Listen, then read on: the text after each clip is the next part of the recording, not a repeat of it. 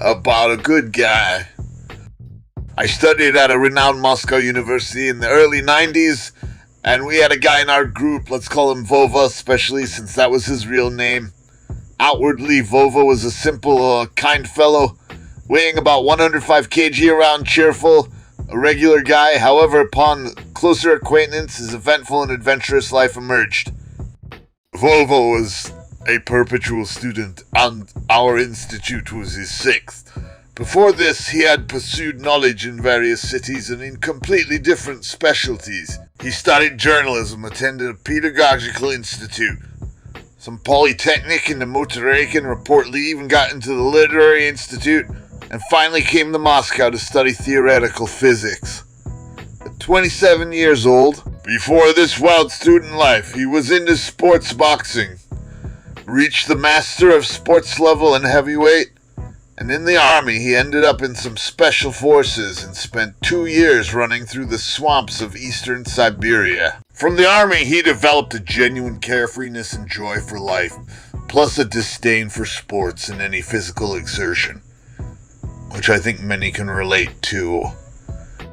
Of course, everyone is interested not in how Vova studied, but in how he drank, and he practically didn't drink.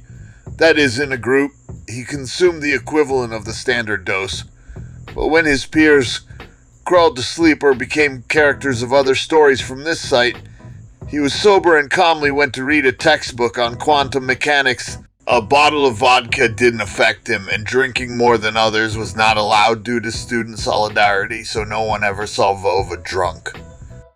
Now, the main story. Summer. A hot night.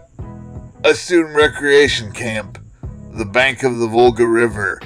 In the camp on the bank, there are houses, and there's an old steamboat anchored, in which students also live. And then an emergency happened. Vova came to the girls' cabin and got drunk. Since these were freshmen and no one planned to share a bed with Vova, they asked him to leave. He laughed and didn't leave. They all asked together, he didn't leave. Then they hit him with slippers and dragged him to the door, but as you can understand, Vova's mood was only improving and the thought of leaving never crossed his mind. The upset girls went to find the camp's duty officer, and luckily, that evening the duty officer was the Sambo team led by the coach, a former Usher champion who was still head and shoulders stronger than anyone in his section. Coached one of his Sambo students, the youngest. So, Lesha, you go and carefully, I emphasize carefully, take Vova out and escort him home. Lesha leaves with a springy, athletic gait, but returns unexpectedly quickly with torn shirt, and from his confused story, it seemed that upon entering the room, he slipped on a banana peel and fell, hitting the wall with his back and nose simultaneously. The coach scratched his head and said, "Alright guys, you go on 3 and try not to damage any of the steamboat's inventory." 3 big Sambo fighters, including a guy nicknamed the Unsinkable Closet, went towards the cabin.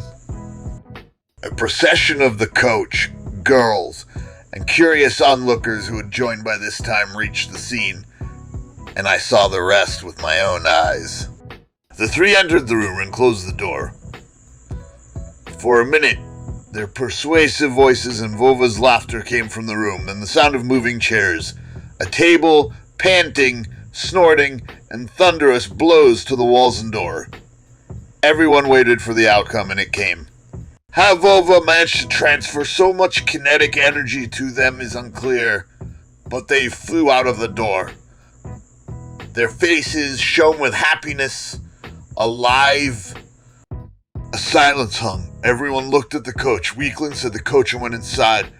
Judging by the sound, they broke the closet door and crushed all the chairs like hippos. The cabin door opened and closed with a bang several times. Finally, the noise began to subside. 10 minutes passed. The coach came out of the door and said, "Why are you bothering the guy? He's a good fellow. Let him sit."